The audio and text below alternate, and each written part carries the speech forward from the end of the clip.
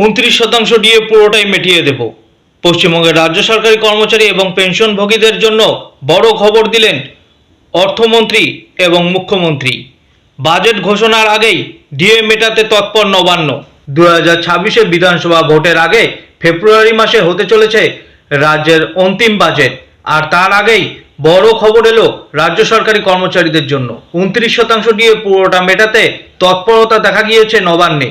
বিধানসভা ভোটের আগেই রাজ্য সরকারি কর্মচারীদের ক্ষোভ প্রশমিত করতে এবার 29% ডিএ দিতে চলেছে রাজ্য সরকার।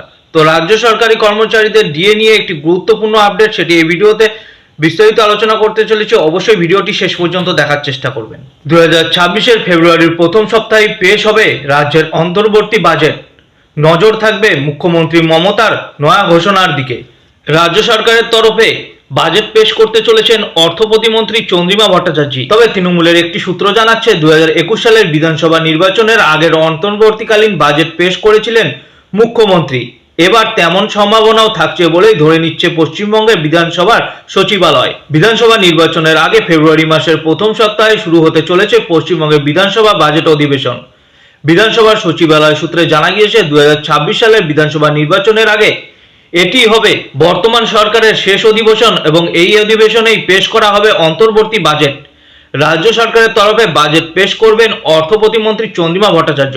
তবে তৃণমূলের একটি সূত্র জানাচ্ছে 2021 সালের বিধানসভা নির্বাচনের আগের অন্তর্বর্তীকালীন বাজেট পেশ করেছিলেন মুখ্যমন্ত্রী। এবার তেমন সম্ভাবনাও থাকছে বলেই ধরে নিচ্ছে পশ্চিমবঙ্গের বিধানসভা সচিবালয়। ফলে রাজনৈতিক ও প্রশাসনিক উভয় মহলেই এই অধিবেশন ঘিরে বাড়ছে কৌতূহল ও জল্পনা। অন্তর্বর্তী বাজেট হওয়ার বড় ধরনের কাঠামোগত পরিবর্তনের ঘোষণা না হলেও রাজ্য সরকারের পক্ষ থেকে জনহিতকর একাধিক প্রকল্পে বরাদ্দ বাড়ানোর ইঙ্গিত মিলেছে। এছাড়াও সরকারি কর্মচারীদের ডিএ বৃদ্ধি নিয়েও একটি বিশেষ ইঙ্গিত মিলেছে। এই অধিবেশন হবে সপ্তদশ বিধানসভার শেষ অধিবেশন। নিয়মিত পরিষদীয় প্রক্রিয়া অনুযায়ী প্রশ্নোত্তর পর্ব, উল্লেখ পর্ব এবং বিভিন্ন সরকারি ও বেসরকারি প্রস্তাবের উপর আলোচনা অনুষ্ঠিত হবে। পাশাপাশি একাধিক গুরুত্বপূর্ণ বিল পাস হওয়ার সম্ভাবনাও রয়েছে।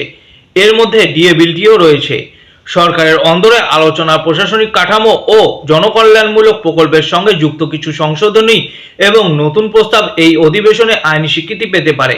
নবান্ন সূত্রে জানা যাচ্ছে স্বাস্থ্য, শিক্ষা, গ্রামীণ উন্নয়ন, সামাজিক সুরক্ষা ও কর্মসংস্থান এবং ডিএ এই 6টি ক্ষেত্রকে বিশেষ গুরুত্ব দেওয়া হতে পারে। বিশেষ করে লক্ষ্মীর ভাণ্ডার, স্বাস্থ্যসাথী, কন্যাশ্রী ও খাদ্যসাথী প্রকল্পের বরাদ্দ বৃদ্ধি এবং রাজ্য সরকারি কর্মচারীদের 29% ডিএ মেটানোর সম্ভাবনা রয়েছে বলে মনে করছে প্রশাসনের একাংশ।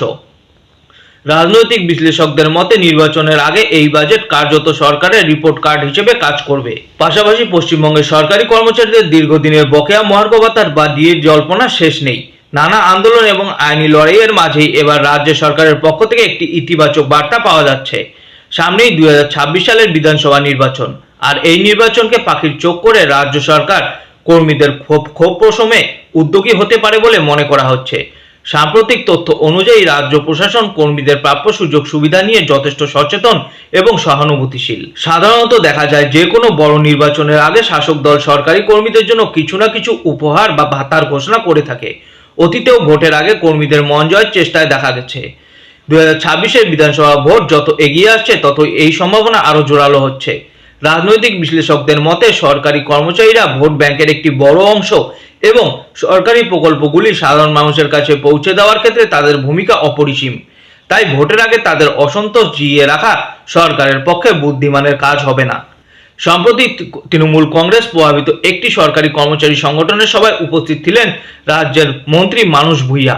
সেখানে তিনি কর্মীদের উদ্দেশ্যে যে বক্তব্য রেখেছেন তা বর্তমান পরিস্থিতিতে যথেষ্ট তাৎপর্যপূর্ণ। মন্ত্রীর বক্তব্যে উঠে এসেছে বেশ কিছু আশাব্যঞ্জক দিক। মন্ত্রী স্পষ্ট জানিয়েছেন যে সরকার খুব ভালোভাবেই জানে সরকারি কর্মীরা বিভিন্ন জনমুখী প্রকল্প রূপায়ণে কতটা গুরুত্বপূর্ণ ভূমিকা পালন করেন। তাদের অক্লান্ত পরিশ্রম ছাড়া সরকারি পরিষেবা মানুষের দুয়ারে পৌঁছে দেওয়া সম্ভব নয়। কর্মীদের চিকিৎসা ভাতা, ভ্রমণ ভাতা এবং বহু চর্চিত মহার্ঘ ভাতা বা ডিএ নিয়ে তাদের দাবির বিষয়ে সরকার সম্পূর্ণ ওয়াকিবহল। সরকার চোখ বন্ধ করে নেই। মন্ত্রী ইঙ্গিত দিয়েছেন যে রাজ্যের আর্থিক সংগতি এবং সুযোগ সুবিধা অনুযায়ী স্বয়ং মুখ্যমন্ত্রী মমতা বন্দ্যোপাধ্যায় এই বিষয়টি গুরুত্ব সহকারে বিবেচনা করবেন। ডিএ নিয়ে আসার কথা শোনা গেলেও বাস্তবের মাটিতে আইনি জটিলতা এখনো বর্তমান। মহার্ঘ ভাতা সংক্রান্ত মামলাটি বর্তমানে দেশের সর্বোচ্চ ন্যায়ালয় বা সুপ্রিম কোর্টে বিচারাধীন। গত সেপ্টেম্বর মাসে এই মামলার শুনানি শেষ হলেও রায়দান বা জাজমেন্ট এখনও সংরক্ষিত রাখা হয়েছে, অর্থাৎ আইনি পথে কবে সুরাহা মিলবে তা এখনও নিশ্চিত নয়।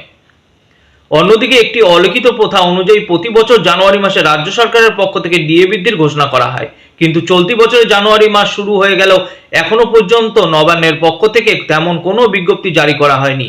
এই নীরবতা কর্মীদের মধ্যে কিছুটা হতাশা তৈরি করলেও মন্ত্রীর সাম্প্রতিক আশ্বাসবাণী সেই হতাশায় প্রলেপ দিতে পারে বলে মনে করছে অনেকে। সব মিলিয়ে পরিস্থিতি এখন বেশ কৌতূহল উদ্দীপক। একদিকে যখন সুপ্রিম কোর্টের রায়ের অপেক্ষা, অন্যদিকে ভোটের আগে সরকারের নমনীয় মনোভাব। মন্ত্রী মানস ভুঁইয়ার আশ্বাস যদি বাস্তবের রূপ পায়, তবে 2026 সালে ফেব্রুয়ারি মাসের আগেই সরকারি কর্মচারী মহার্ঘ ভাতা নিয়ে কোনো সুখবর পেতে পারেন। আপাতত সরকারের পরবর্তী পদক্ষেপের দিকেই তাকিয়ে রাজ্যের লক্ষ লক্ষ সরকারি কর্মচারী এবং পেনশনভোগীরা।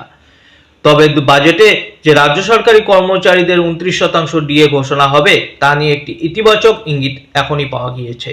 তো রাজ্য সরকারি কর্মচারীদের ডিএ নিয়ে খবর এ পর্যন্তই। ধন্যবাদ।